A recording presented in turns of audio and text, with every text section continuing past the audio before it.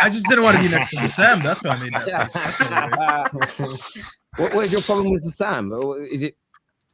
Bro, the guy's a fraud, bro. He knows it, bro. He's running his mouth. He's running his mouth. Hold on. Don't start this right now. Did he ask Sam or did he ask Saki? Because as far as I remember, he said here we go again with this. This guy sat here for weeks downplaying a win against Luton just to go to Luton and not win. And now he's gonna come here with his excuses. I actually can't wait. I wasn't gonna come on the show today, and then I saw Sam. I was like, you know what? I gotta witness the swapping and the excuses that he's gonna make.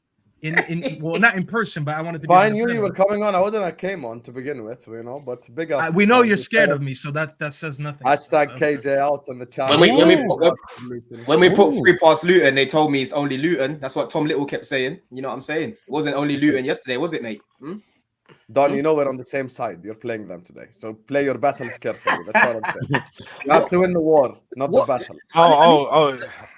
I need to ask you though, Hassan. We'll start off with it. What the hell happened, Luton, bruv? I saw a stat earlier today.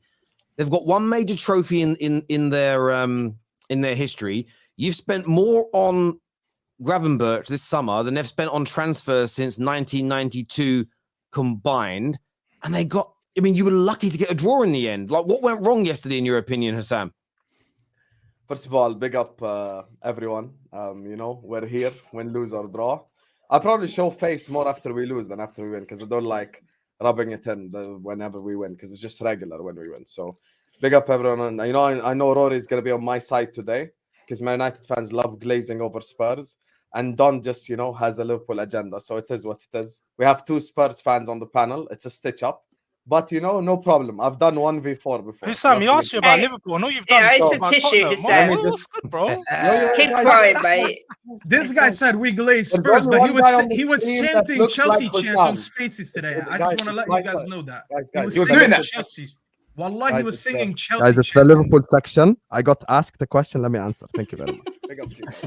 Anyway, what happened yesterday was just one of those days. We just missed 300 chances. It's just all our forwards had a stinker at the same time. If it was a performance in which Luton outplayed us or dominated us or they deserved the draw or blah, blah, blah, I'd be like, okay, but we just missed our chances, Nunez could have had a hat-trick. Mo Salah had an all-time stinker for his level. Jota was crap. Gakpo, when he came on the bench, he was crap too.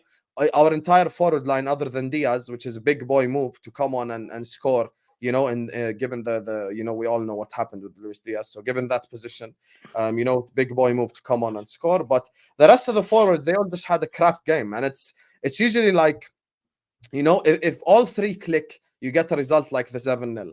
But it's rare that all 3 click. Usually it's 1 guy clicking, 2 guys clicking, something like that. Yesterday, all 4 were shit, to be honest with you. I thought this was Szoboszlai's worst game as well yesterday. Szoboszlai just had a stinker as well. He just didn't perform well either because we have to call out players' performances. And I think with Darwin Nunez, the one thing is, look, I said this last season and at the start of this season, I'm not going to start season 2 by saying the same shit I said in season 1 because then people get bored of the series. I'm not going to come up here and go like, oh my God, he got into dangerous positions. We ain't about to do this whole team of Werner shit. I felt yesterday for the first time what it's like to feel like a Chelsea fan, have 50 chances and just miss them all. That's essentially what happened. Luton didn't outplay us. They didn't deserve a draw. They didn't deserve to win. We were just shit in front of goal. And it happens. It's genuinely just one of those days. We were dominant and we literally missed everything. And our entire front line played like shit. And I can't even blame Klopp for the performance, to be honest with you, because when you have this many chances, I have to keep the same energy. Terry knows. I always say I can't blame Poch if the forwards miss chances, and I can't blame Klopp if the forwards miss chances. So for me, it's just forwards missing chances, and Szoboszlai had a stinker yesterday. Other than that, the only player that deserves credit for me is Gravenberch. I thought Gravenberch had a very good game yesterday. Harvey Elliott was good. Harvey Elliott was good when he came on as well. I mean, from the starters. Sorry, from the starters. You only had 6 shots on target, Hussam. You said 300. You only had 6. I mean, Kate, there's something. I know men like to exaggerate, but that's taking it to a whole new level. A metaphor, a simile. No. I just go by the stats. You had 6, they had 5. Honestly, there's no football game with 300 shots. Exactly. Luton deserved to win that game. They deserved to win that game. They performed also, the reason why we had 6 shots on target is because we skied all the tap-ins. So that's not really. whatever you did, you only had 6 and they had 5. So, you know, beating Luton isn't for everyone. I mean, you mugged us off when we beat Luton and we had 45 minutes of being down to 10 men. But, you know, some can do it, some can't, Hassan. What can I say? Hey, Kate, winning a trophy ain't for everyone. Some can do it, some Well, can't. we'll see this year. We'll see this year. You don't know what's around the corner. If you win a trophy, I'll dye my hair white and I'll sing the Spurs. Oh, my God, please clip that. You think That I is run something away? I would like to see. You think I run away, He, Kate? he has Ask said that Don, on his show. George, and Staffy and Terry what happened to me in the summer. I had to shave my head in front of 2,000 people. I'm a man of my word. Okay. Only thing with that, it wasn't bald. It wasn't bald. It was like, you know what I mean? You That's still had a such a little lie. bit of hair. That's It wasn't such a lie. bald. It wasn't skinhead bald. That's a lie. It I will wasn't. literally show you. So Don, the sticker in the WhatsApp group chat, you wouldn't call that bald. That's Nah, bald. it was as bald as you can be. Exactly. For a man with as much hair as him, do you know what I mean? Like Yeah, that is It's the Middle Eastern genes, man. like, They bro, grow your back. hair is like a hedge. We have hedge. Yeah. Oh, my God. That's not an accurate representation, guys. That's not. Oh an my God. Love By it. the way, I was ready to tweet that yesterday if it wasn't for Luis Diaz, but there'll be another day where I can tweet that. Oh, Yeah. On Darwin Nunez, Mm. is it about time that he starts to? I mean, is it about time the Captain Chaos nonsense goes away and he's now judged on converting? This man is missing some of the easiest chances you'll see, and he's been doing that now for 18 months, missing sitters. Is it something that needs to be criticised now, or are you still on board with the whole Captain Chaos who will come good kind of spin that the likes of Jamie Carragher give him? I mean, Terry, first of all, I was never on board with that shit anyway. You know, it's the other Liverpool fans that come on the terrace, you know, big up Tom Little and Rams and these guys who are just fraudulent human beings who just, you know, this Darwin Nunez glazing is one some of the weirdest shit I've seen in my life. Player has not been involved in any successful Liverpool teams, haven't really done anything for us. Yet he's loved this much. I just genuinely don't get it. But no, I look, this whole Captain Chaos thing, I've never been someone who bought into it. You have to deliver, you have to perform, you have to score your chances. Haaland misses sitters, but Haaland also scores a lot of goals. So Haaland can miss sitters because Haaland also gives you 40 goals. If Nunez scores 40 goals, no one's going to complain, but he just doesn't score them chances, and that's the issue. And speaking of Jamie Carragher, it's very funny, you know. Terry knows this specifically because the straight facts and because of our conversations in the summer. You know, I get called negative all summer long, and then they just say the same shit that I say 2 months later. It's like clockwork. And sometimes it even happens in shorter time spans. Last week, I got called negative because I just thought Szoboszlai and Salah should have been rested against Bournemouth. And now Liverpool fans are telling me Szoboszlai was knackered. I told you, let's rest him against Bournemouth. No one wanted to listen. You know, they called me negative. So it is what it is. But if I'm being honest, right, and this is where we have to be balanced. A game like yesterday, you genuinely just have to wipe off as just one of them games. Because if it was a performance in which Liverpool played like shit, I would come up here and I would roast them stronger than anyone else would. Terry knows this, everyone here knows this. But the reality is we just missed our chances. That's just how it goes. Like, we just created clear-cut opportunity after clear-cut opportunity, and we missed them all. So there's no world in which I see Liverpool missing that many chances in another game again. It's just my honest opinion. But Luton were dangerous, though, weren't they? Or am I imagining that, Don? The Don Chelsea. Oh, yeah, no, Luton were good. Luton were good. I think people have there's this narrative that Luton are just crap. Like, every time I've watched them, they haven't been as bad as Sheffield, Burnley. They've actually got a style of play. The main difference for them is that they've got a lack of quality up top. And overall, their quality is not enough. I think they definitely need to go out and invest if they end up staying in the league. But overall, I disrespected them before the game. I said Liverpool would win at least by 3 goals. I said 3-0, only because of Liverpool's attack.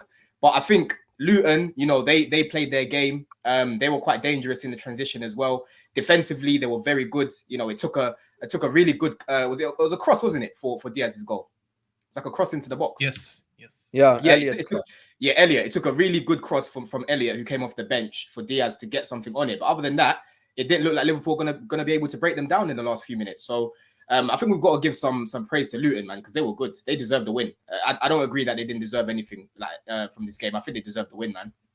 That's Liverpool tax heavy right there. They deserve the win. Is absolute rubbish. I don't know what you were watching, though. Bro, because your most of your players, like you've said, weren't good. Salah wasn't good. You've literally said Szoboszlai, that was his worst game. What do you mean You've mentioned so many players that didn't turn up for you lot, and Luton's players did.